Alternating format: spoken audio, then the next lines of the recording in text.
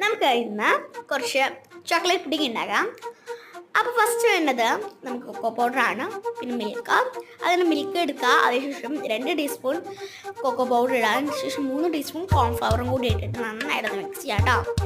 നന്നായിട്ട് മിക്സ് ചെയ്ത ശേഷം ഒരു പാൻ എടുത്തിട്ട് നന്നായിട്ട് പാലും പിന്നെ വേണം അതിനകത്ത് കുറച്ച് പഞ്ചസാര ഒക്കെ ഇട്ട് നന്നായിട്ട് മിക്സ് ചെയ്ത ശേഷം നമ്മൾ മാറ്റി വെച്ച ആ ഒരു കൊക്കോ പൗഡർ മിക്സ് ചെയ്യും അതുകൊണ്ട് ഒഴിച്ചെടുക്കുക. അതുശേഷം വേറൊരു പാത്രത്തിലേക്കിട്ട് നമ്മൾ എന്ത് ചെയ്യുക, വേറൊരു പാത്രത്തിലേക്ക് ഇട്ട് ഡബ്ബും കുറച്ചൊന്ന് ഇതൊന്ന് ആക്കി കൊടുക്കണം.